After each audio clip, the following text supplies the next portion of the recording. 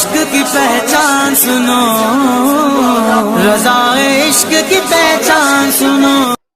محترم ناظرین، السلام علیکم ورحمۃ اللہ وبرکاتہ۔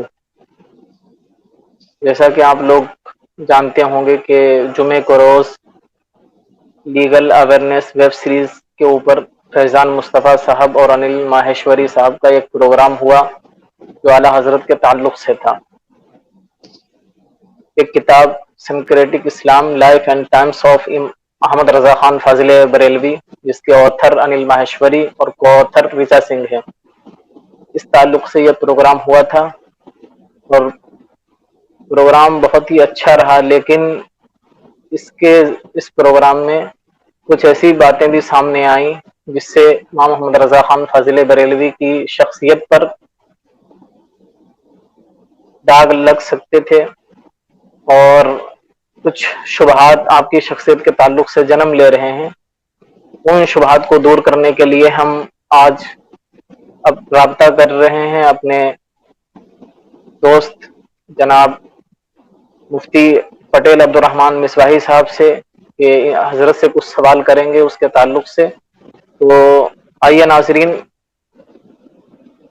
سب سے پہلے ہم مفتی صاحب سے جانتے ہیں کہ مفتی صاحب السلام علیکم ورحمۃ اللہ وبرکاتہ۔ وعلیکم السلام ورحمۃ اللہ وبرکاتہ۔ مفتی صاحب، آپ سے سوال ہے کہ آپ پروفیسر فیضان مصطفیٰ کے بارے میں آپ کی کیا معلومات ہیں، اور جو جمعے کے روز انہوں نے اپنے YouTube channel legal awareness web series کے اوپر ایک پروگرام کیا ہے، اس تعلق سے آپ کے کیا خیالات ہیں؟ بسم اللہ الرحمن الرحیم۔ جی،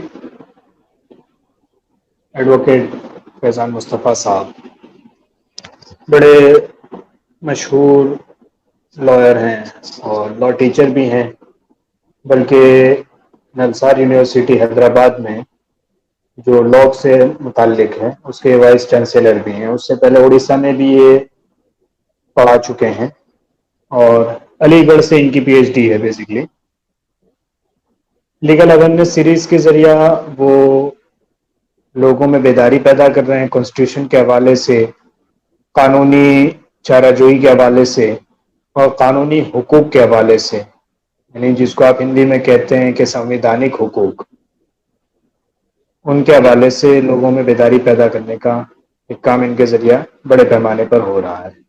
بڑے عرصے سے یہ میرے خیال سے کام تو کافی عرصے سے کر رہے ہیں، تقریباً 2012 سے ان کا اویئرنیس کا معاملہ چل رہا ہے۔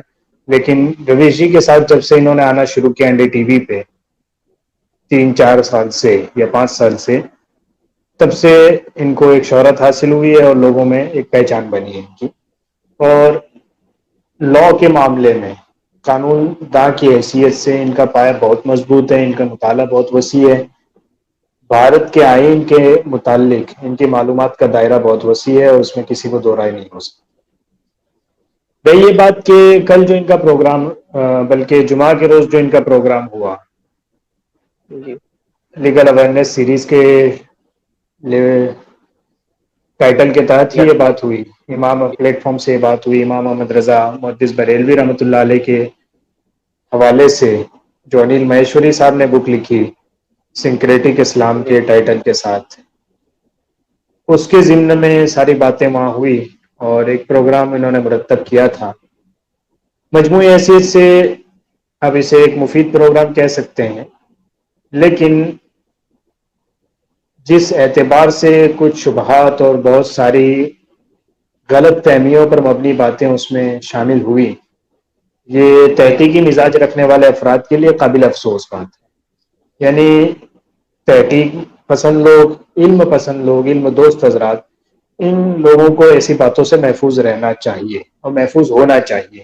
ہونا یہ چاہیے تھا کہ کسی براہ راست امام محمد رضا کی فکر کی نمائندگی کرنے والے شخص کو بھی اس میں شامل کیا جاتا، یا کم از کم اس کی رائے کے ذریعہ چیزوں کو درست کرنے کے بعد باتیں سامنے ہوتی، تو شاید تاریخی اعتبار سے جو غلطیاں ہوئی وہ نہیں ہوتی۔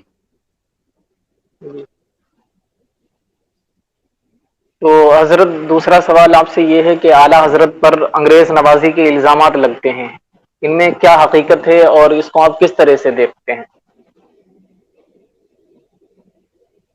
جی یہ بات اس پروگرام کے ضمن ہی میں کی جا سکتی ہے. یعنی جب بات چلی تو انل مہیشوری صاحب نے اپنے مطالعے کے بیک گراؤنڈ کے حساب سے اس پس منظر میں ایک بات رکھی کہ مجھے ایسا لگتا ہے کہ ان کا تعلق انگریز نوازی سے کوئی ہے یا انگریزوں سے کوئی ہے. بہرحال فیضان مصطفیٰ صاحب نے اسے وہیں ٹال بھی دیا. آپ نے اس کا ایک جواب بھی دے دیا کہ اگر وہ انگریزوں کے خیر خواہ ہوتے تو انہیں سر سید کے گروپ میں ہونا چاہیے تھا.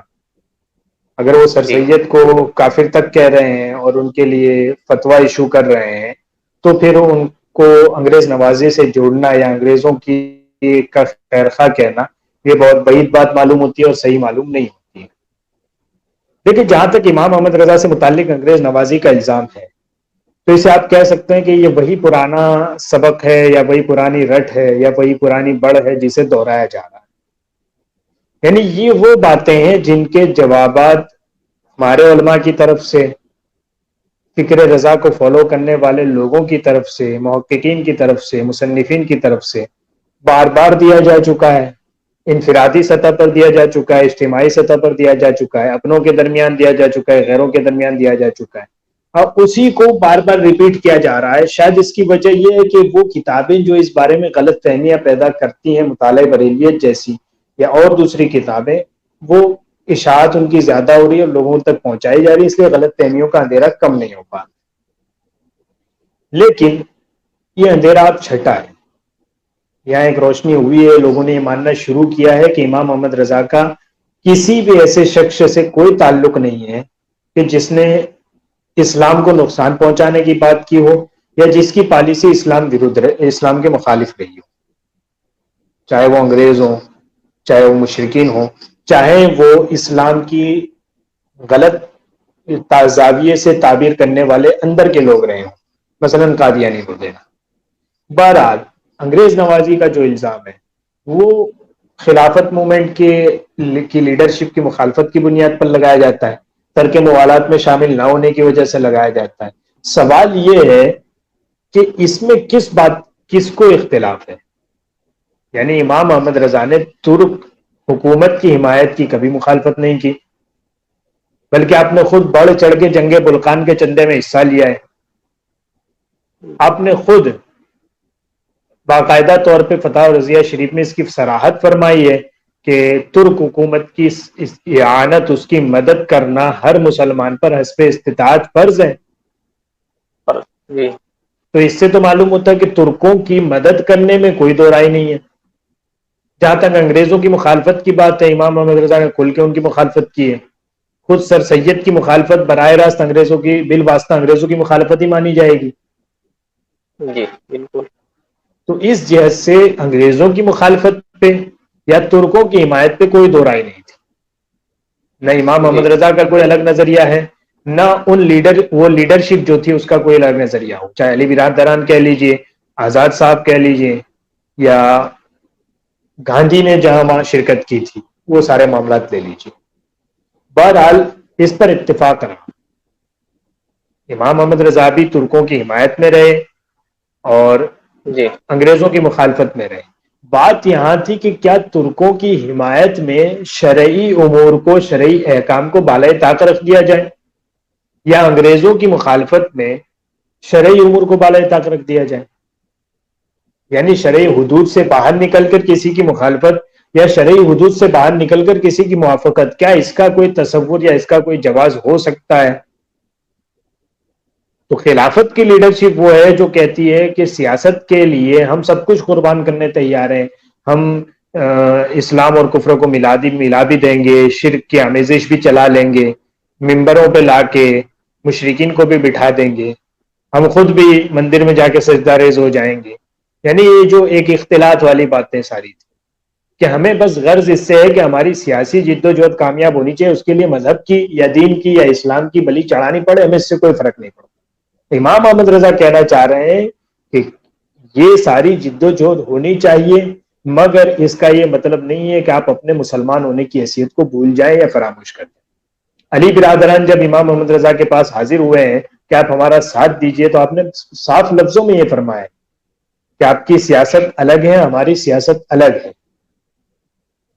ہم سیاست بھی دین کے لیے کرتے ہیں.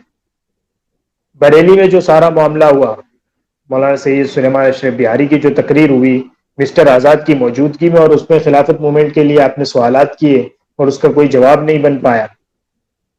پورا ایک جی میمورینڈم پیش کیا حجت الاسلام نے، وہاں پہ مولانا حامد رضا نے پورا ایک میمورینڈم پیش کیا کہ ان چیزوں کا جواب خلافت کمیٹی دے دے، ہمیں کوئی اعتراض نہیں ان کے ساتھ کھڑے رہنے میں، ان کی کوئی وضاحت کر دیں ان جی چیزوں کی. تو آل اوور بات اگر ان چیزوں کی بنیاد پر کہ صرف ایک مخالفت یا صرف ایک علمی اختلاف کی بنیاد پر انگریز نوازی کا الزام لگا دینا، یہ بہت غلط بات ہے، اور تاریخی حیثیت سے اس کی کوئی حقیقت نہیں. اس حوالے سے مستقل 2 کتابیں میں مینشن کرنا چاہوں گا. ایک علامہ احسن اختر مصباحی صاحب، ادری سے آپ کا جی تعلق ہے، دہلی میں دارالقلم آپ چلاتے ہیں باقاعدہ، اور بڑی معروف شخصیت ہے تاریخی حلقوں میں. مولانا احسن اختر مصباحی صاحب نے باقاعدہ انگریز نوازی کا الزام کے نام سے ایک مستقل کتاب لکھی ہے، اور اس میں جی ان سارے شبہات کا جواب تحقیقی انداز میں پیش کر دیا ہے، تاریخی طور پر پیش کر دیا ہے، اور بہت معقول اور سلجھے ہوئے اسلوب کے ساتھ پیش کیا ہے. اس کے علاوہ پروفیسر مسعود صاحب رحمۃ اللہ علیہ، پروفیسر مسعود صاحب وہ شخصیت ہیں کہ علمی اعتبار سے پوری دنیا میں ان کا پایا مسلم مانا گیا ہے، یعنی سارے علمی حلقے انہیں تسلیم کرتے ہیں. خود جی سندھ یونیورسٹی میں عرصے تک یہ تدریس کرتے رہے ہیں اور پروفیسر کے طور پہ پڑھاتے رہے ہیں. امام محمد رضا کی تعلیمات پہ ان کی تحقیقات کا دائرہ بہت وسیع ہے، تقریباً 40 سال تک انہوں نے امام محمد رضا پہ کام کیا ہے. جی یہاں تک کہ آپ کے انتقال پہ لوگوں نے یہاں تک کہا کہ جو کام پروفیسر مسعود احمد مجددی نے اعلیٰ حضرت پہ امام محمد رضا پہ کیا ہے، پوری دنیا رضویت مل کے اس کا احسان نہیں اتار سکتی. بالکل پروفیسر مسعود صاحب نے مستقل اس الزام کے جواب میں ایک رسالہ لکھا، فاضل بریلوی اور ترک موالات. تو ان چیزوں کو پڑھنا جی چاہیے، ان کے ذریعہ صحیح جہت حاصل کرنی چاہیے، اور بغیر ان تمام تحقیقات تک پہنچے ہوئے اپنی طرف سے کوئی رائے ایسی نہیں دینی چاہیے جو براہ راست تاریخی حقائق سے متصادم ہوتی. اور یہ اس پروگرام میں ایک بات ایسی آئی کہ جو براہ راست تاریخی حقائق سے متصادم ہے. امام محمد رضا کا انگریز نوازی سے کوئی تعلق نہیں، ہاں دوسرے لوگوں کا ہو سکتا ہے جو پیچھے سے، یعنی 1830 1820 1824 سے کام کرتے چلے آئے، اور اس کے بعد ان کی وچاردھارا کو جنہوں نے بعد میں اپنایا، یعنی وہ جو جی یہ بالاکوٹ والے لوگ اور شہید جنہیں کہا گیا وہ لوگ، تو انہوں نے کبھی انگریزوں کی مخالفت نہیں کی، ہمیشہ حامی رہے ہیں. اور ان کے بعد والے جو ان کی فکر سے متاثر ہے وہ حامی رہے ہیں. انگریز نوازی کا الزام ان پہ لگنا چاہیے. اس پر بڑی تحقیقی جی ایک کتاب ہے، علامہ مولانا سلیمان اختر شاہجہاں پوری صاحب، علامہ جی اختر شاہجہاں پوری صاحب علامہ نے عبد باطل الحکیم فرقے برطانیہ کے، عبد الحکیم اختر شاہجہاں پوری صاحب، انہوں نے باطل جی فرقے برطانیہ کے سائے میں اس ٹائٹل سے بھی چھپی ہے اور مشعل راہ کے ٹائٹل سے بھی چھپی ہے. تحقیق کے ساتھ مکمل طور پہ تاریخی حوالوں سے اور مستند کتابوں سے اس بات کو سامنے رکھا ہے کہ کس کا تعلق انگریزوں سے تھا اور کس کا نہیں تھا. اور مکمل طور پہ آپ نے یہ وضاحت کر دی کہ امام محمد رضا محدث بریلوی کے بارے میں یہ بات تاریخی حیثیت سے کوئی حقیقت نہیں رکھتی. مفتی صاحب، اور جو یہ کہا جاتا ہے کہ سر سید کے متعلق کہ علماء نے ان کی تعلیمی سرگرمیوں کی مخالفت کی، اور یہ جو علی گڑھ مسلم یونیورسٹی بنی اس کے مخالفت میں بھی علماء کھڑے رہے، تو یہ کہاں تک حقیقت ہے اور کہاں تک افسانہ ہے؟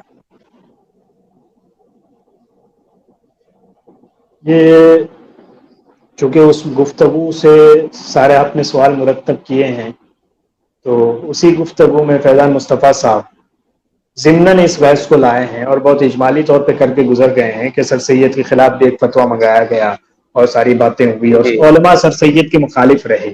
تو یہ وہ جی مغالطہ ہے جو دانشور طبقے کو بڑے عرصے سے ہے اور مطلب بڑے پیمانے پر سر سید کے جی حوالے سے کہ علماء سر سید کے مخالف صرف اس لیے ہیں کہ وہ تعلیم کی بات کرتے ہیں، اور اس کو پھر وہ راجا رام موہن رائے کی تحریک سے جوڑا جاتا ہے کہ وہاں تو ریولوشن 50 سال پہلے آ گئے اور سر سید 50 سال بعد لائے، پھر بھی مخالفت ہوئی، جو بھی. تو یہ جو ایک آل اوور نقطۂ نظر ہے کہ علماء سر سید کی مخالف ہیں تعلیم کی بات کرنے کی وجہ سے، میں سمجھتا ہوں اس میں بہت حد تک غلط فہمی کا دخل ہے، اور سچائی سے شاید اس کا بہت دور تک کوئی واسطہ نہیں. ہاں جی یہ بات سچ ہے کہ علماء نے سر سید کی مخالفت کی ہے، مگر یہ گوشہ کہ تعلیم کی وجہ سے کیے یا تعلیم کی بات کرنے کی وجہ سے کیے، یہ سچ نہیں.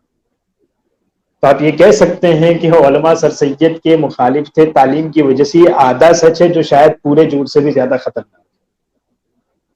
جی سر سید کی بنیادی طور پر دو حیثیتیں ہیں، اور یہ ہم نے متعین نہیں کی ہیں. آپ مختار مسعود کو پڑھ لیں، مختار مسعود سے بڑھ کے سر سید کا حامی اور سر سید پہ سے محبت کرنے والا کوئی آپ نہیں دکھا سکتے. جس نے حرف شوق کے نام سے اپنی مادر علمی علی گڑھ یونیورسٹی پہ اس نے مستقل ایک کتاب لکھی. جی مختار مسعود خود کہتے ہیں کہ سر سید کی دو حیثیتیں، ایک تفسیر والا سر سید، ایک تعلیم والا سر سید. جہاں تک تفسیر والا سر جی سید کی بات ہے تو ان کے اپنے قریبی لوگ بھی اس سر سید کی حمایت میں نہیں آئے.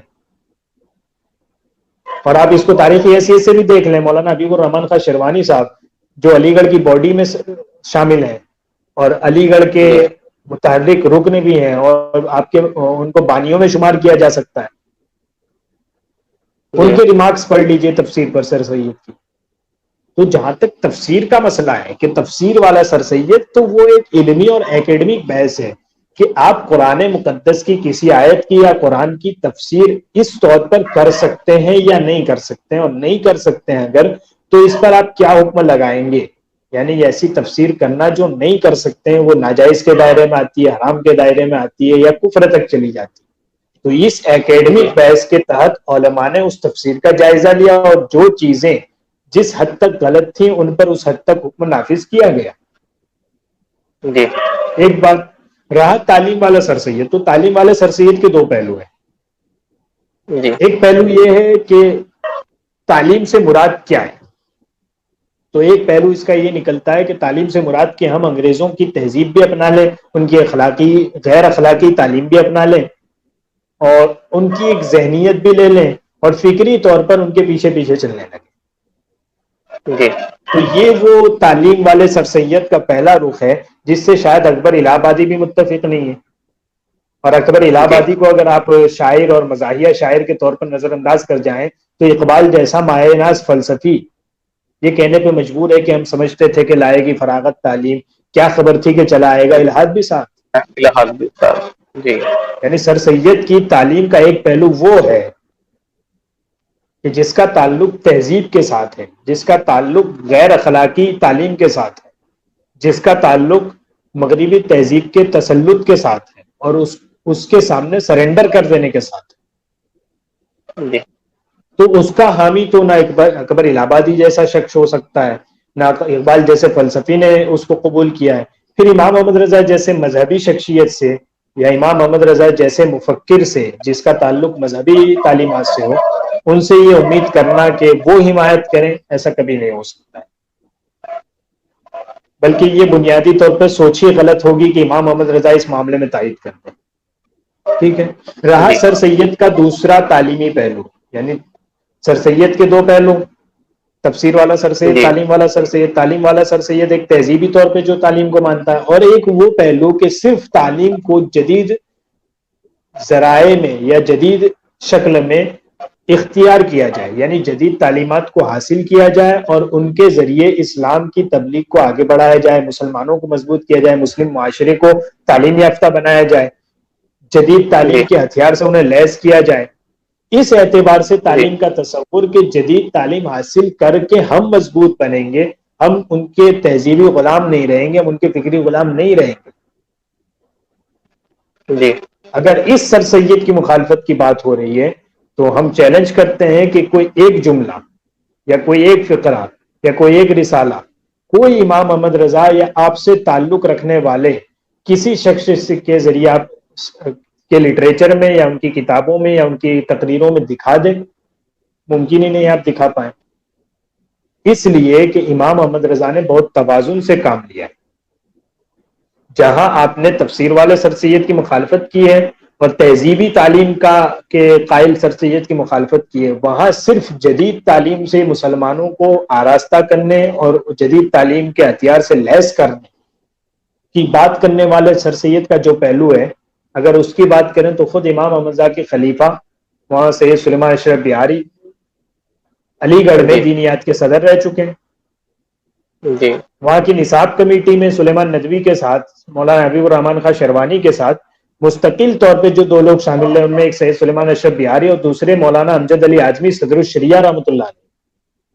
اور یہ جی ان دونوں کا تعلق براہ راست امام احمد رضا سے ہے.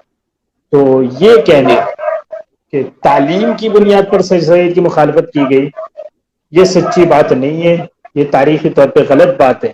ہاں یہ کہہ سکتے ہیں کہ سر سید کا جو تفسیر والا رخ تھا کہ جہاں پہ مرعوبیت کی وجہ سے، یعنی ماڈرنزم اور کولونزم سے مرعوب ہو کر جو اسلام کی اور قرآن کی ایک انٹرپریٹیشن میں غلطی ہو رہی تھی، اس کی بنیاد پر سر سید کی مخالفت کی گئی، یہ سچ بات ہے، یہ حقیقت ہے. جی لیکن اس کو دوسرے رخ پر نہیں جوڑا جا سکتا کہ تعلیم کی دعوت دینے کی وجہ سے سر سید کی مخالفت. تو امام احمد رضا اور آپ کی مکمل تعلیمات اور آپ کا پورا مکتبہ فکر کبھی بھی تعلیم کا مخالف نہیں رہا. جی تاریخی طور پہ حضرت ہم دیکھتے ہیں کہ جب خلافت موومنٹ چل رہی تھی اس درمیان ابوالکلام آزاد اور علی برادران، ان لوگوں نے علی گڑھ یونیورسٹی کو بند کروانے کی کوشش کی، اور اسی طریقے سے انہوں نے اسلامیہ کالج لاہور کو بھی بند کروانے کی کوشش کی. جی جی اور جی صحیح کہہ رہے ہیں. اسلامیہ کالج میں یہ ایک ریاضی کے پروفیسر ہوا کرتے تھے، علامہ مولوی حاکم علی صاحب، ان کے اعلیٰ حضرت سے تعلقات تھے. تو آپ نے اعلیٰ حضرت کے پاس ایک استفتاء بھیجا اور غیر مسلم حکومت سے امداد لینے کے تعلق سے یہ تھا. تو اعلیٰ حضرت نے پورا ایک رسالہ اس کے جواب میں لکھا، اور جو المحجۃ المؤتمنہ فی آیۃ الممتحنہ کے نام سے جانا جاتا ہے. تو اگر بریلوی اسکول آف تھاٹ کے کسی بھی عالم دین نے اس کی مخالفت کی ہوتی تو کہیں نہ کہیں پہ تاریخ میں ہم کو یہ ضرور ملتا. بلکہ ہم دیکھتے ہیں کہ اعلیٰ حضرت نے تو ان یونیورسٹیوں کو چالو رکھنے کے لیے آپ نے فتویٰ لکھا ہے، اور اس درمیان جب لوگ یونیورسٹیاں بند کروا رہے تھے تو آپ کے فتوے کی وجہ سے یہ یونیورسٹیاں کھلی رہیں اور طالب علم مسلمان اسٹوڈنٹ علم حاصل کرتے رہے.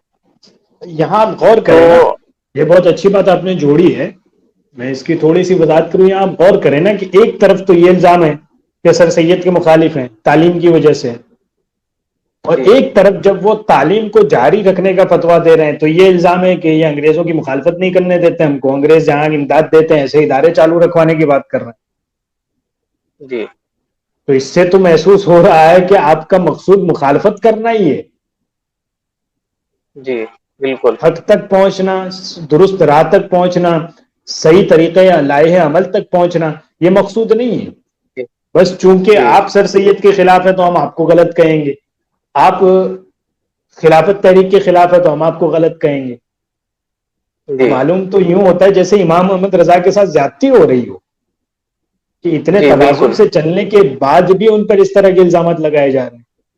دونوں چیزوں کا جی لحاظ ہونا چاہیے کہ سر سید کی مخالفت ان اصولوں کی وجہ سے ہے جن میں انہوں نے انحراف کیا ہے، تعلیم کی وجہ سے نہیں ہے. جی اور خلافت بالکل تحریک کی مخالفت مسلمانوں کو جدید تعلیم سے روکنے کی وجہ سے ہے، اور مسلمانوں کو مشرکین کے ساتھ ملا دینے کی وجہ سے ہے، خلافت کی جی حمایت کی وجہ سے یا ترکی کی حمایت کی وجہ سے نہیں. جی بالکل.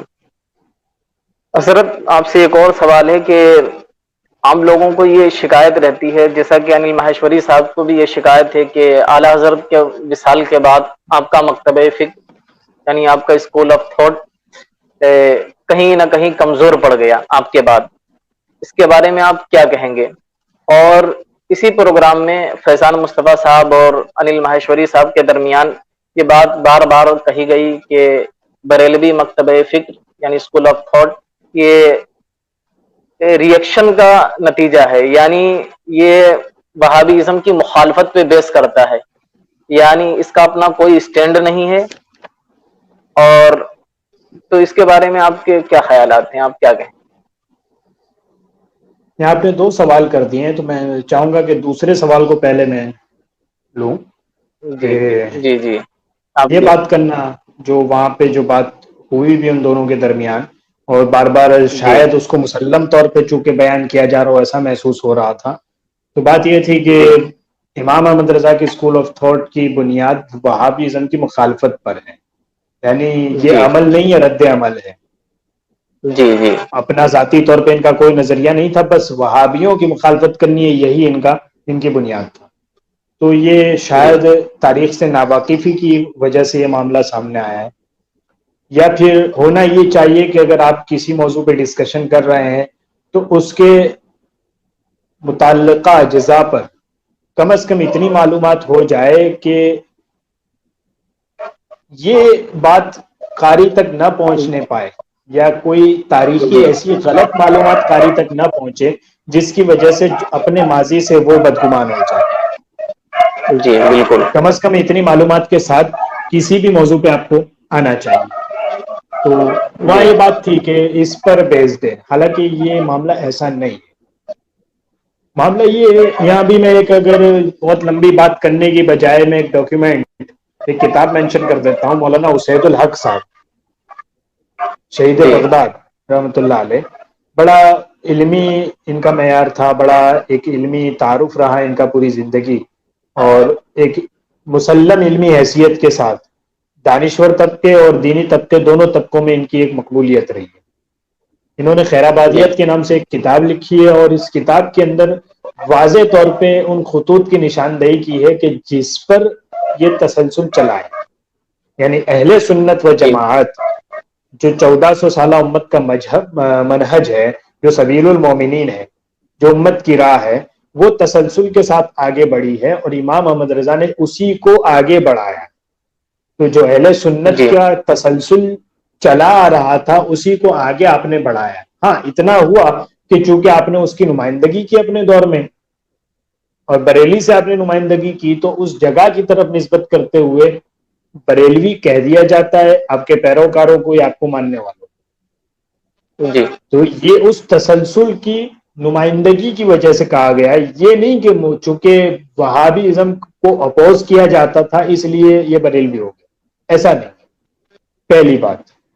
اور دوسری جی بات کہ اس پر بیسڈ ہے، تو میں ایک سوال کرنا چاہوں گا کہ کیا امام احمد ابن حنبل کے بارے میں یہ بات کی جا سکتی ہے کہ امام احمد ابن حنبل کا مکتبہ فکر ہے قرآن کے، خلق قرآن کے، یعنی مخالف جو قرآن کو مخلوق مانتے تھے ان کی مخالفت پر معتزلہ، بیسڈ ہے؟ جی یعنی کیا کوئی یہ جسارت کر سکتا ہے، کوئی یہ جرت کر سکتا ہے کہ امام احمد ابن حنبل کے پاس اپنا کوئی تھاٹ نہیں ہے، اپنے کوئی خیالات نہیں، اپنے کوئی افکار نہیں ہے، ان کا کوئی فکری نقطۂ نظر نہیں ہے، بس یہ معتزلہ کی مخالفت پہ چل پڑے ہیں اور انہوں نے اپنا ایک اسکول آف تھاٹ بنا لیا؟ امام احمد ابن حنبل کے بارے میں تو یہ بات کرنا جتنا غلط ہوگا کہ امام احمد ابن حنبل کے اسکول آف تھاٹ کی بنیاد معتزلہ کی مخالفت پر ہے، اتنی ہی غلط بات یہ بھی ہوگی کہ امام محمد رضا کے اسکول آف تھاٹ کی بنیاد وہابیزم کی مخالفت پر۔ یہ ایک تسلسل ہے جس کی نمائندگی امام محمد رضا کر رہے ہیں۔ ہاں آپ یہ کہہ سکتے ہیں کہ اس تسلسل سے جو لوگ باہر نکلے اور امت میں جنہوں نے انتشار پیدا کیا، اس تسلسل کے خلاف جا کر شفاعت کے مسئلے میں، جی اختیار کے مسئلے میں، امتناع نظیر کے مسئلے میں، امکان کذب کے مسئلے میں، یعنی یہ جو ساری اکیڈمی کی علمی بحثیں، اصولی بحثیں چلی، ان میں جو لوگ سبیل المومنین سے ہٹے، منہج امت سے ہٹے، جی امت کے فکری تسلسل سے خارج ہوئے، انہوں نے اپنے مکتبہ فکر کی بنیاد اہل سنت کی مخالفت پر رکھی ہے، آپ کہہ سکتے ہیں۔ یعنی آپ کہہ جی سکتے ہیں وہابی ازم اپنے میں کوئی فکر نہیں ہے، وہابی ازم اس تسلسل کی مخالفت کا نام ہے جس کو سبیل المومنین کہا جاتا ہے۔ جی بالکل تو سچی بات یہ ہے کہ وہابی ازم سنیت کی مخالفت پر بیسڈ ہے، بیسٹ ہے، اور غلط بات یہ ہے کہ امام احمد رضا کے افکار کی بنیاد وہابی ازم کی مخالفت پر ہے، یہ غلط بات ہے، ایک بات۔ جی اور وہ جو سوال آپ نے کیا دوسرا، وہ کس سلسلے میں تھا؟ کیا کہ اعلی حضرت کے بعد آپ کا مکتب جی فکر کمزور جی پڑ جی گیا. جی جی. تو یہ کہ پہلے ایک غلط بنیاد بنائی جا رہی ہے کہ ان کی بنیادی جی وہابیوں کے خلاف ہے، اور پھر اس پہ ایک غلط جی اینٹ رکھی جا رہی ہے کہ بعد میں جی چونکہ وہابیوں کے مخالفت پہ یہ شروع ہوئے تھے اس لیے بہت زیادہ ٹک نہیں پائے، بہت زیادہ آگے نہیں نکل پائے، اور کوئی ایسا دینی تسلسل نہیں رہا. یہ بات بھی تاریخ سے ناواقفیت کی دلیل ہے. اگر آپ امام محمد رضا کی سیرت یا آپ سے متعلق شعبہ علم، شعبہ تحقیق، رضویات کا کچھ بھی مطالعہ کریں تو آپ کو اندازہ ہوگا کہ امام محمد رضا نے جس شان کے ساتھ علمی خدمات انجام دی ہیں، جس کا اعتراف خود فیضان مصطفیٰ صاحب بھی کر رہے ہیں، اور بڑی جی خوشائند بات ہے کہ لا کا ایک ماہر فقہیات میں امام محمد رضا کی تعریف کر رہا ہے، یعنی قانون کا ایک ماہر قانون کی حیثیت سے امام محمد رضا کی تعریف کر رہا ہے. جی بالکل. جیسے اگر کوئی شاعر امام محمد رضا کی نعتوں کی تعریف کرتا ہے تو ایک مستند حوالہ بنتا ہے، ویسے ہی جی ایک لا کا ایک ماہر استاذ فیضان مصطفیٰ کی شکل میں امام محمد رضا کے فتاوی کی تعریف کر رہا ہے، ان کی فقہی بصیرت کی تعریف کر رہا ہے، ان کی جزیات کی تعریف کر رہا ہے، ان کے دلائل کے انداز کی تعریف کر رہا ہے، ان کے دلائل کی کثرت کی تعریف کر رہا ہے، ان کے مطالعے کی وسعت کی تعریف کر رہا ہے، ان کے تحقیقی طریقہ کار کی تعریف کر رہا ہے. تو ایک مستند جی حوالہ ہے، بہت بڑی بات ہے یہ. بالکل. جی لیکن اس کے بعد یہ دعویٰ کہ آپ کے بعد وہ علمی تسلسل باقی نہیں رہا، یہ کسی نہ کسی حد تک سچائی سے دور کی بات ہے. اس لیے کہ اس کے دو پہلو ہو سکتے ہیں. ایک تو یہ کہ اس رفتار کے ساتھ کام نہیں چلا، یعنی آپ یہ جی کہہ رہے ہیں کہ امام محمد رضا کے بعد وہ علمی تسلسل باقی نہیں رہا، یعنی کہ وہ رفتار نہیں رہی اور اس تیزی کے ساتھ کام نہیں ہوا، یا اس پیمانے پر جی بڑے معیار پہ کام نہیں ہوا. تو یہ کوئی نئی جی بات نہیں. یہ تو خود مفتی جی احمد یار خان نعیمی رحمۃ اللہ علیہ صاحب تفسیر نعیمی کہہ گئے ہیں کہ اہل سنت بر قبور و فاتحہ، اہل دیوبند بر مدرسہ و کتاب. جی ٹھیک. تو یہ ایک فکر ہمیں خود بھی لاحق رہتی ہے کہ اس تسلسل کو ٹوٹنے نہیں دینا، اس رفتار کو کم نہیں ہونے دینا، اور اس کے تدارک کی جو جتنی ممکن صورتیں ہوتی ہیں ہمارے علماء اور ہم خود کرتے رہتے ہیں. جی ٹھیک ہے. یعنی کہیں ایسا نہ ہو کہ امام محمد رضا کے فکری منہج کو کسی اندھی عقیدت کے ساتھ جوڑ دیا جائے، یا عقیدتوں اور احترامی جذبات کے ساتھ جوڑ کر تعلیم سے الگ کر دیا جائے. اس سے بچانے کی جی ہم ممکن کوشش ہمارے علماء کرتے ہیں. رہا اس کا دوسرا پہلو کہ آپ یہ کہہ رہے ہیں کہ امام محمد رضا کے بعد وہ تعلیمی تسلسل نہیں رہا، یعنی وہ علمی کارنامے جو امام محمد رضا کرتے تھے ان کے بعد والوں میں اس کی رنگت نظر نہیں آتی.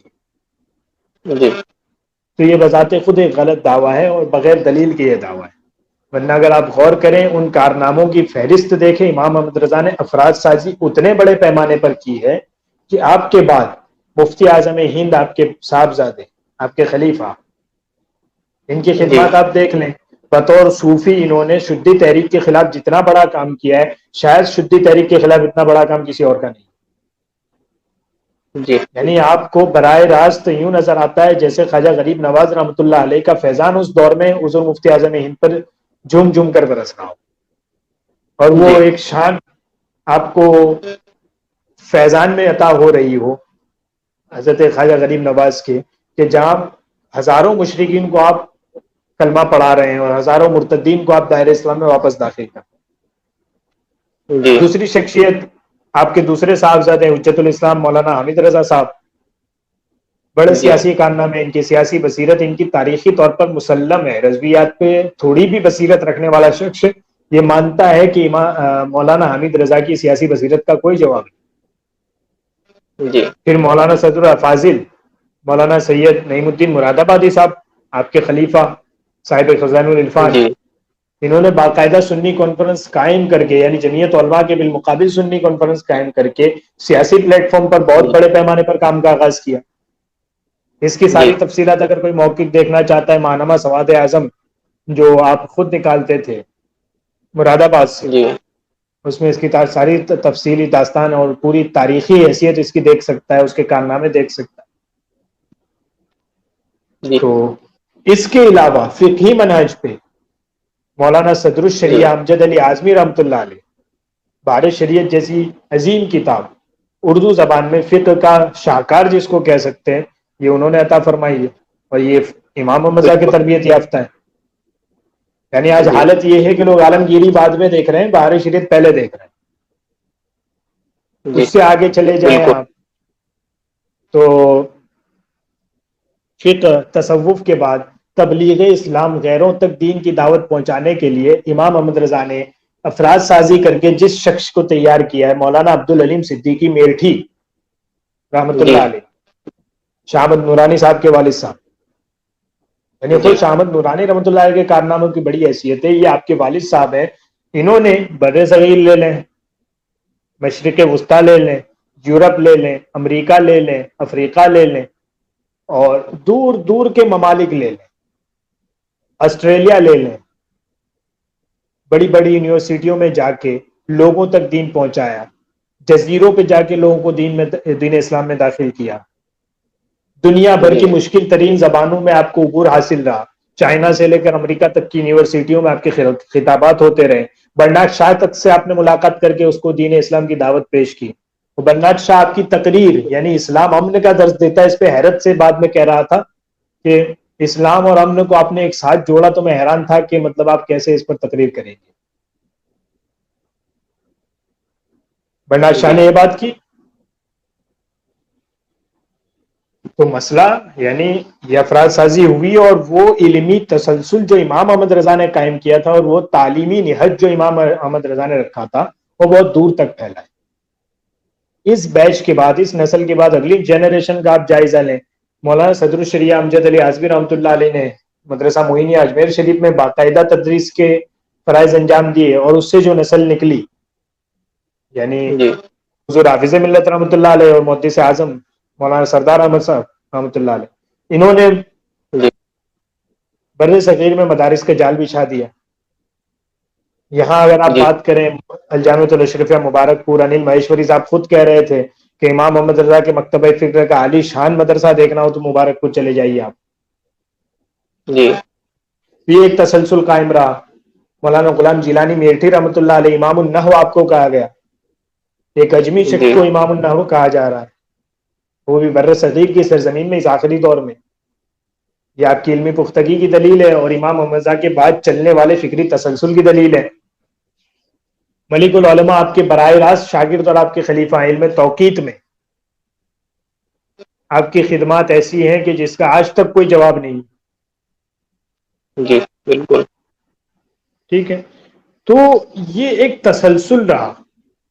امام محمد رضا، آپ کے شاگرد، ان کے شاگرد، ان کے شاگرد، یہ 3-4 نسلوں تک تسلسل کے ساتھ فکری کام ہوتا چلا ہے. اور آج بھی اگر آپ دیکھیں یعنی اداروں کی حیثیت سے بھی تو جی امام محمد رضا نے منظر اسلام قائم کیا، پھر حضور مفتی اعظم ہند نے منظر اسلام قائم کیا، مولانا سید نعیم الدین مراد آبادی صاحب نے جامعہ نعیمیہ قائم کیا. اس کے علاوہ بعد میں تاج الشریعہ مولانا اختر رضا صاحب رحمۃ اللہ تعالی علیہ نے باقاعدہ جامعۃ الرضا کی بنیاد ڈالی. تو جی اداروں کا ایک جال بچھانا، تعلیمی ادارے کھڑے کرنا، مسلمانوں کی تعلیم کا انتظام کرنا، یہ تو اس مکتبہ فکر کا پہلے دن سے منشور رہا ہے اور اسی پر ساری جد و جہد کرتے آئے. امام احمد رضا کا جی بنیادی نظریہ ہی یہ ہے کہ لوگوں کو شعوری اسلام دیا جائے، لوگوں کو ایک ایسا اسلام دیا جائے جو تعلیم سے لوگوں کو آراستہ کرنا ہو، صرف عقیدت پر جی مبنی نہ ہو، صرف جذبات پر مبنی نہ ہو. جی بالکل.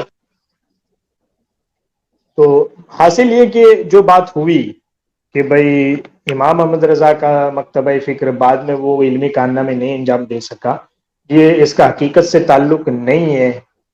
ہاں تھوڑی بہت کمزوریاں رہی تو اس کا خود ہمارے علماء نے اعتراف کیا اور اس کی تدارک کی کوششیں ہو رہی. جہاں تک حضرت دیکھتے ہیں کہ اگر آزادی سے پہلے دیکھتے ہیں تو بریلوی اسکول آف تھاٹ کے اسکالرس کو یا مدارس کو برٹش گورنمنٹ کی طرف سے کچھ بھی امداد نہیں مل رہی تھی. اسی طریقے سے ہم آزادی کے بعد دیکھتے ہیں کہ بہت سارے مدارس، کچھ لوگوں نے اپنے آپ کو شیخ الہند اور امام الہند کہلوانے کے چکر میں حکومت ہند سے امداد لیتے رہے اور اپنے مدرسے کو چمکاتے رہے. یہ تمام طریقے کی امداد بریلوی اسکول آف تھاٹ کو نہیں مل سکی، اور بریلوی حضرات نے اپنا دامن سیاست سے بچائے رکھا. ایک آپ بریلوی اسکول آف تھاٹ کے کمزور ہونے کی وجہ یہ بھی ہو سکتی ہے. کیا آپ اس سے کہاں تک متفق؟ جی جی جی جی صحیح کہہ رہے ہیں آپ. تو حضرت آپ سے اگلا سوال یہ ہے کہ فیضان مصطفیٰ صاحب اس پروگرام میں ایک بات یہ بھی کہہ رہے تھے کہ آزادی کے بعد بر صغیر پاک و ہند کے علماء عرب دنیا پر ڈپینڈیبل نہیں رہے، یعنی انہوں نے اپنے فیصلے خود لینا شروع کر دیے. اس نقطۂ نظر پر آپ کیا وضاحت پیش کریں گے اور آپ اس نقطۂ نظر کو کس طرح سے دیکھتے ہیں؟ دیکھیں، جہاں تک عرب سے فتاوی منگانے کی بات ہے تو حرمین طیبین، حرمین شریفین مکہ اور مدینہ ہمارے مرکز کی حیثیت سے رہے ہیں پوری اسلامی تاریخ میں. ایک بات تو یہ، اور دوسری بات یہ کہ اسلامی تاریخ میں خلافت کے ساتھ ساتھ علماء کا وہاں آ جانا یہ ایک مسلم تاریخی حقیقت ہے. خلافت مدینہ میں، مدینہ دارالعلم ہے. امام جی مالک کو عالم مدینہ کہا جاتا ہے باقاعدہ. خلافت کوفہ جی میں، کوفہ دارالعلم بن گیا ہے. خلافت بغداد آ رہی جی ہے تو جامعہ بغداد میں علم کی محفل سجی ہوئی ہے. خلافت ادھر آ رہی ہے تو جی غرناطہ میں مکمل طور پہ علم کی محفلیں سج گئی ہے. جی بر صغیر میں اگر سلطنت قائم ہو رہی ہے افغانیوں کے دور میں تو ایک علمی ماحول یہاں کھڑا ہو گیا ہے، علماء کے جمگٹھاں یہاں لگ گیا ہے. تو جی اسلامی سلطنت ہمیشہ علم کی خیرخواہ رہی ہے اور علم کی پشت پناہی کرنے والی رہی ہے. تو ایسا ہوا ہے. اور ترکیوں کے دور میں چونکہ ترکیوں کی ایک عقیدت رہی حرمین طیبین سے اور باقاعدہ اس کا پورا انتظام یہ لوگ کرتے تھے، تو علماء کا حرمین میں آ کے جمع ہونا یہ ایک بدیہی بات ہے. اور وہاں پر پوری دنیا سے چوٹی کے علماء آ کر درس و تدریس کرتے تھے، خدمات انجام دیتے تھے. اور عالم اسلام کا جو حال ہے وہ اس طرح کا جی تو نہیں تھا نیشن اسٹیٹس کے آنے کے بعد جیسا ہے، بارڈر لگ جانے کے بعد جیسا ہے، ویزا ریگولیشنز کے آنے کے بعد جیسا ہے. اس وقت تو مکمل آزادی تھی تو پورا عالم اسلام رجوع کرتا تھا حرمین کی طرف کہ وہاں کے جو بڑے علماء ہیں وہ ہماری رہنمائی کر. تو اس کی دو وجہیں تھی، ایک تو یہ کہ بیسٹ علماء وہاں آتے تھے، اور دوسری وجہ یہ تھی کہ کوئی پابندی نہیں تھی، پورا عالم اسلام ایک تھا. یعنی ملت اسلامیہ مکمل طور پہ حرمین کی طرف رجوع کرتی تھی. ٹھیک ہے. اس سے یہ نتیجہ نکالنا کہ یہاں پہ یہ پروپیگنڈا ہوا کہ جس کے خلاف چاہا عرب سے فتویٰ منگا لیا، یہ حقیقت سے دور بات ہے، غلط بات ہے. اس سے اگر یہ نتیجہ نکالا جائے، ایسا نہیں ہے. یہ سلسلہ قائم تھا، اور جب کہیں اختلاف کھڑا ہوتا تھا تو حرمین سے تائیدی فتاوی منگا لیے جاتے تھے تاکہ لوگوں کو اطمینان دلایا جا سکے جو بات کی جا رہی ہے وہ درست ہے، بڑے علماء اس کی تصدیق کریں. یہ ایسی ہے جیسے آج کل ہائی کورٹ کا کورٹ کیس آپ سپریم کورٹ میں لے کے چلے جاتے ہیں کہ بڑی اتھارٹی کے پاس لے جائیں گے. تو کوئی مقامی معاملہ ہوتا تھا اس کو وہاں حرمین میں لے جاتے تھے لوگ. یہ بات. اور اس کے بعد جو دوسری بات کہ اب یہ معاملہ کم ہو گیا ہے، تو ایک بات تو خود ان کی گفتگو سے ظاہر تھی کہ یہ معاملہ کم ہونے کی وجہ نیشن اسٹیٹس ہیں، یعنی ممالک کی جی جو تقسیم ہو گئی تو اس کے بعد لوگ منتشر ہو گئے اور اپنے اپنے ملکوں کے اعتبار سے اپنے اپنے بڑے علماء کی طرف لوگوں نے رجوع شروع کر دیا. اور دوسری بات یہ جی ہے کہ وہابی ازم کا غلبہ حرمین پہ ہونے کے بعد جو علماء کا حلقہ تھا وہ منتشر ہو گیا. ان جی پر شرک اور ان پر بدعت کے الزام لگا کے انہوں نے ان کے ساتھ بدسلوکیاں کی، وہاں سے علماء کو منتشر کر دیا گیا. اور اب صرف وہ لوگ رہ گئے ہیں جو حکومت کے موافق باتیں کرنے والے، اور نہ وہاں کسی کے اندر یہ اب جرت رہ گئی ہے کہ وہ کوئی ایسی بات کر کے دکھا. تو یہ بات کہ عرب کی طرف رجوع کر کے یہاں انتشار برپا کیا جاتا تھا، ایسا نہیں ہے. عرب کی طرف، عرب علماء کی طرف رجوع اس لیے کیا جاتا تھا کہ ملت اسلامیہ متحد تھی اور سارے عالم اسلام کی مرکزیت وہاں تھی، اور وہاں بڑے علماء آ کے مقیم ہوتے تھے، علمی فیضان لٹاتے تھے. اور یہ وہ جی حلقہ باقی نہ رہا، اس لیے وہ معاملات ختم ہوئے. اور ادھر ممالک میں لوگ تقسیم ہو گئے اور وہ مرکزیت باقی نہیں رہی، اس لیے لوگوں نے اپنے اپنے ملک کے اعتبار سے اپنے اپنے بڑے علماء سے رجوع شروع کر دیا. جی تو اس کی حقیقت یہ ہے. اس سے زیادہ کسی اور بات سے اس کو جوڑنا کہ انتشار اس کے ذریعہ ہوا یا یوں ہوا یا ایسے ہوا، یا چونکہ اب سیکولر ماحول ہو گیا ہے اس لیے وہ سارا معاملہ ختم ہو گیا، یہ درست بات نہیں۔ حضرت ایک سوال اور کہ انل ماہیشوری صاحب نے اسی پروگرام میں کہا کہ دیوبندی کہتے ہیں جو کچھ ہے اللہ ہی ہے، لیکن بریلوی یہ کہتے ہیں کہ نبی پاک کو بھی اتنا ہی اسپیس دینا چاہیے جتنا کہ اللہ کو دینا چاہیے۔ یہ غلط بات، بے بنیاد بات جو انل ماہیشوری صاحب نے جماعت اہل سنت کی طرف منسوب کی ہے، اس کے بارے میں آپ کے کیا خیالات ہیں؟ کیا یہ کسی پروپیگنڈے کا شکار ہو گئے ہیں یا قلت مطالعہ کی وجہ سے ایسی بات کہہ رہے ہیں؟ نہیں، اس میں ہوتا یہ ہے کہ اگر مستند حوالوں تک رسائی نہیں ہو پاتی ہے تو پھر آدمی ادھر ادھر کا پڑھتا ہے، اور اس کے ہاتھ وہ کتابیں لگتی ہیں جو علمی اعتبار سے مستند نہیں ہوتی، بلکہ وہ جھوٹ پر مشتمل ہوتی ہیں۔ اب مطالعہ بریلویت کو ہی لے لیجئے، کیا کوئی تاریخ کا طالب علم اس سے متفق ہو سکتا ہے؟ خود وہ ان کے اپنے لوگ نالا ہیں کہ ہمارے اس بندے نے یہ کتاب لکھ کے ہمیں بدنام کر رکھا ہے۔ یعنی ایک طالب جی علم تھک جاتا ہے چند صفحات پڑھنے کے بعد تاریخ کا، اگر کوئی طالب علم کی اتنا جھوٹ میں نہیں پڑھ سکتا بھائی۔ جی تو بالکل اسی قسم کی یہ ایک بات ہے کہ اتنا ہی اسپیس ملنا چاہیے جتنا کہ، حالانکہ یہ تو کبھی ہمارا دعویٰ رہا ہی نہیں ہے۔ خود امام جی اہل بالکل سنت کا وہ شعر، بعد از خدا بزرگ تو، یہ قصہ مختصر، جی یعنی محبوب و محب میں نہیں میرا تیرا، وہ جو شعر پڑھے جا رہے ہیں اس پروگرام میں، وہ خود اس کی نشاندہی جی کر رہے ہیں کہ یہ ہمارا دعویٰ نہیں ہے نا، ہمارا اس سے کوئی لینا دینا۔ جی بالکل اس لیے یہ بنی بنائی بات، گھڑی گڑائی بات ہمارے سر پہ نہ تھوپی جائے۔ ہمارا جو نقطہ نظر ہے بالکل واضح ہے، شان توحید اور شان الوہیت یہ اللہ تبارک و تعالیٰ کے شان ہے، اور اس جی اللہ کی ذات کے بعد مخلوق میں سب سے بلند مرتبہ ہمارے آقا صلی اللہ تعالی علیہ وسلم کا ہے۔ بے اس سے شک بڑھ کر جو بات ہماری طرف منسوخ کی جاتی ہے کہ مطلب یہ غلو کرتے ہیں اور آگے بڑھ جاتے ہیں، حدود سے نکل جاتے ہیں، تو وہاں تو فیضان مصطفیٰ صاحب خود کوٹ کر رہے ہیں چیز کو کہ نعت لکھنے کے سلسلے میں امام محمد رضا کہہ رہے ہیں کہ یہ بڑا مشکل مرحلہ ہے کیونکہ آگے بڑھ جاؤ تو توحید آ جاتی ہے۔ تو جو نعت لکھنے میں جی اتنا جی احتیاط کرتا ہو، کیا اس کے مکتبہ جی فکر میں مسائل کے بیان میں، عقائد کے بیان میں، اصول کے بیان میں کوئی احتیاط نہیں برتا جاتا ہو؟ اس لیے یہ بات اپنی جی جگہ بہت زیادہ غلط بات ہوئی ہے۔ انل مہیشوری صاحب نے اگر ایک کتاب مستقل لکھ دی اور اس کے بعد وہ اتنے بڑے مغالطے کا شکار ہیں، تو واقعی یہ جی بڑی تشویش کی بات ہے اور بہت زیادہ افسوسناک بات ہے۔ اور حضرت فیضان مصطفیٰ صاحب کہہ رہے تھے کہ جس طرح سے کسی بھی فتوے کو لکھنے کے لیے اعلیٰ حضرت ریسرچ کیا کرتے تھے، ہمارے مفتی حضرات اس ایگزامپل کو فالو کریں۔ ایک فتوے میں پہلے انہوں نے یعنی اعلیٰ حضرت نے 3 علماء کی 3 پوزیشنیں رکھی اور پھر یہ کہا میں پہلی پوزیشن کو فالو کرنے جا رہا ہوں، اور اس کے بعد آپ نے 22 پوائنٹ لکھے کہ اس لیے میں اس پوزیشن کو فالو کر رہا ہوں، اور اس کے بعد میں 13 اوریجنل سورسز کوٹ کیے ہیں آپ نے۔ اگر فیضان مصطفیٰ اس بات کو کہنے کے بعد کہتے ہیں کہ اگر اس طرح سے فتوے اسکالرلی بنیں گے تب دیش میں ایک تعلیمی انقلاب آئے گا، تو حضرت سوال یہ ہے کہ آج کے دور میں جو فتوے لکھے جا رہے ہیں، کیا اس میں اعلیٰ حضرت نے جو تحقیق اور جو ریسرچ کیا کرتے تھے، کیا آج کے فتووں میں وہ جھلک اور وہ منہج نظر نہیں آتا؟ اس کے بارے میں آپ کے کیا خیالات؟ دیکھیں، امام محمد رضا کی تعلیمات تو آپ کے تیار کیے ہوئے افراد کے ساتھ تسلسل کے ساتھ چلتی ہی رہی ہے۔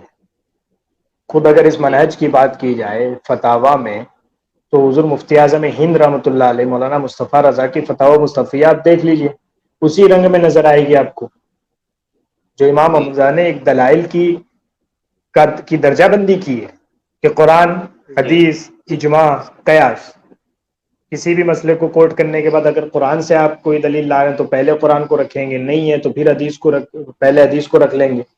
پہلے قرآن کی آیت ملتی ہے تو وہیں سے شروع ہوگا، پھر حدیث آئے گی، پھر اجماع آئے گا، پھر قیاس آئے گا، پھر ائمہ مجتہدین کے اقوال سارے لکھے جائیں گے، پھر جی متقدمین کو ترجیح ہوگی، پھر متاخرین کی بات بعد میں کی جائے گی۔ تو یہ ایک تسلسل ہے، دلائل کی درجہ بندی ہے جو امام محمد رضا نے کی ہے، اور یہ آپ کے بعد جی کنٹینیوسلی فالو ہو رہی ہے، یعنی تسلسل کے ساتھ فالو ہو رہی ہے۔ مفتی اعظمین کے فتاوا دیکھ لیں آپ، اس کے بعد جی ان کے بعد حضور تاج الشریعہ علامہ اختر رضا ازہری رحمۃ اللہ علیہ کے فتاوی آپ دیکھ لیں، جی ان میں دلائل کا معیار دیکھ لیں، وہی امام محمد رضا کا رنگ جھلکتا ہوا نظر آئے گا۔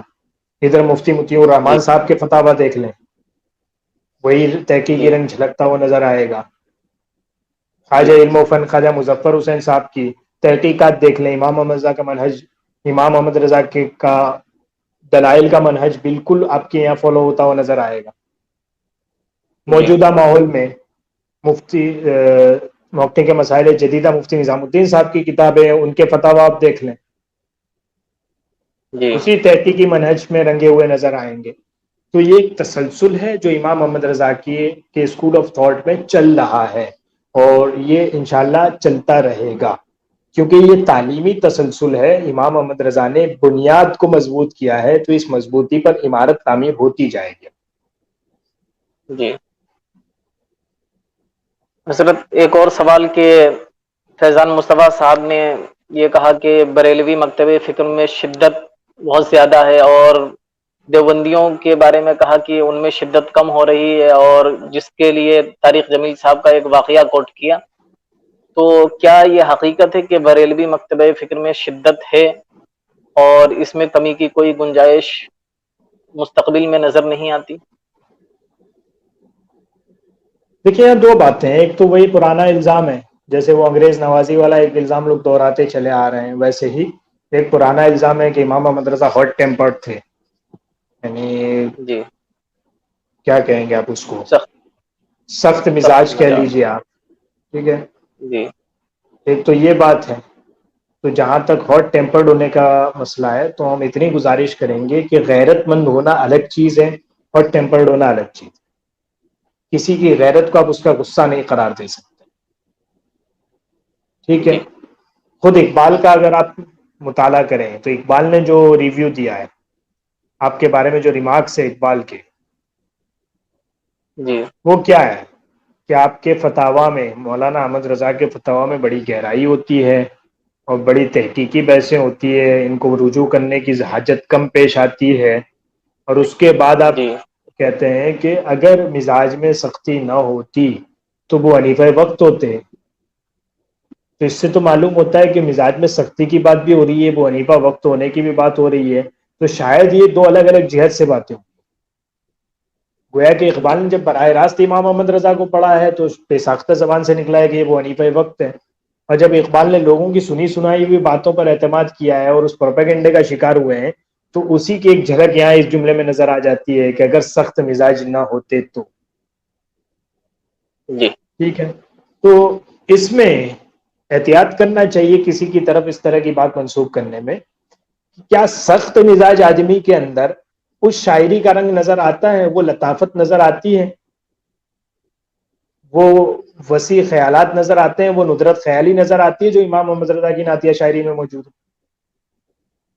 یعنی ایک طرف آپ جی کہہ رہے ہیں ان کی بالکل نعتیں بڑی حسین ہیں، بڑا لطیف ان کا خیال ہوتا ہے، بڑی ندرت ہوتی ہے ان کے خیالات میں، اور ایسے اعلیٰ جی پیمانے پر شعر کہتے ہیں، تو کیا مطلب ایسا جی جس کو آپ ہاٹ ٹیمپرڈ کہہ رہے ہیں وہ اتنا عظیم الشان شاعر ہو سکتا ہے؟ جی معلوم ہوتا ہے جن کا ہاٹ ٹیمپرڈ کمپیئر والا مطلب معاملہ جن کا یہ کمپیئر پروپیگنڈا مطلب جی ہے۔ امیر خسرو سے کر رہے تھے جی۔ جی جی جی، امیر خسرو کو آپ جہاں مطلب کمپیریزن کر رہے ہیں جہاں پہ، جی تو جس کو آپ وقت کا امیر خسرو کہہ رہے ہو، جس کو آپ وقت کا ابو حنیفہ کہہ رہے ہو، اس کی طرف ہاٹ ٹیمپرڈ کی نسبت کرنا یوں محسوس ہوتا ہے شاید یہ اس پروپیگنڈے کے نتیجے میں ہے جو دانشور طبقے کو جی متاثر کر رہا ہے، یعنی وہ جی لوگ جنہوں نے امام حمزہ کے خلاف محاذ کھول رکھا ہے باقاعدہ۔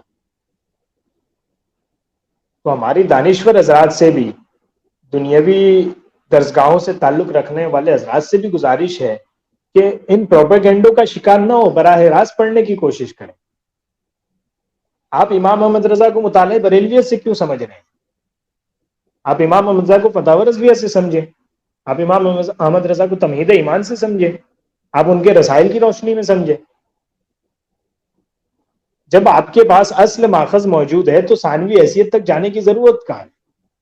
ہوتا یہ ہے کہ لوگ ثانوی ثالثی درجے کا کوئی ماخذ پڑھتے ہیں اور پھر اس سے نظریہ بنا لیتے ہیں، ہونا یہ چاہیے کہ آپ براہ راست مطالعہ کریں، اور جب آپ براہ راست پڑھیں گے امام رضا کو تو میں سمجھتا ہوں یہ ہاٹ ٹیمپرڈ والا الزام خود بخود قاری محسوس کرے گا کہ غلط جی ٹھیک بالکل ہے۔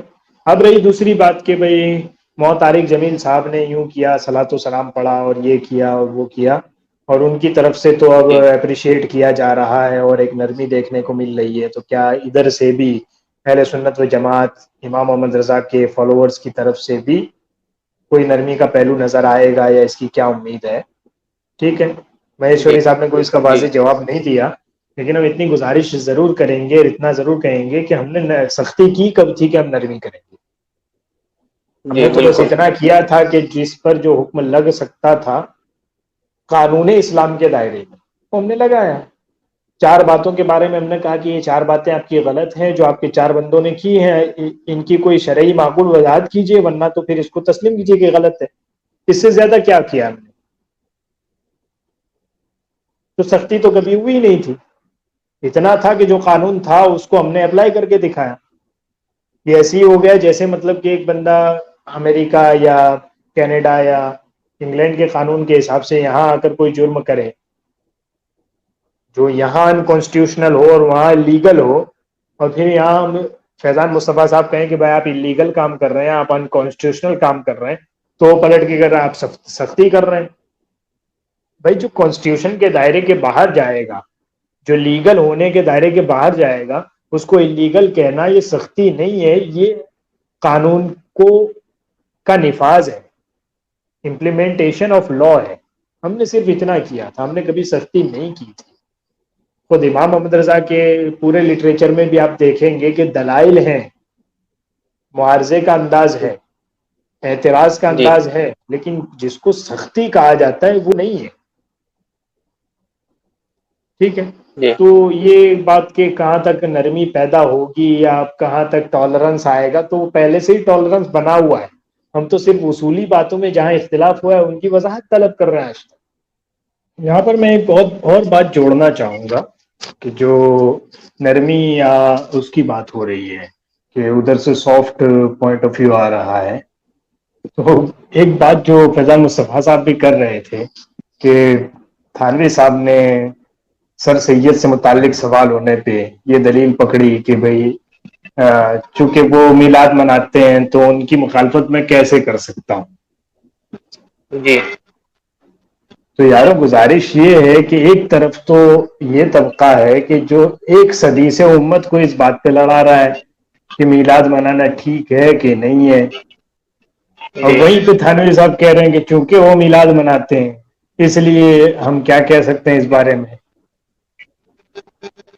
تو اس نقطۂ نظر کو دیکھتے ہوئے ہم کہہ سکتے ہیں کہ یہ ساری نرمی شاید اسی قسم کی منافقانہ روش ہے، یعنی ہماری مجبوری ہے کہ ہم اس کو نفاق سے کمتر کسی اور چیز سے تعبیر نہیں کر سکتے۔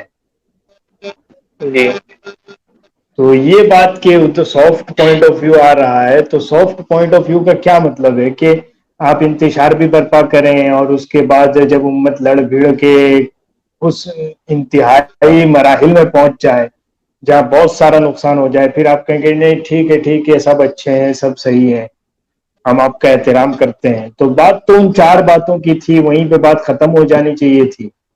تو جن باتوں پہ جی آپ لوگوں کو ڈگریاں دے رہے ہیں، یعنی سر سید کو ڈگری دے رہے ہیں کہ آپ ٹھیک ہیں، ان باتوں پہ آپ سالوں سے صدیے بھر سے کیوں لڑ رہے ہیں؟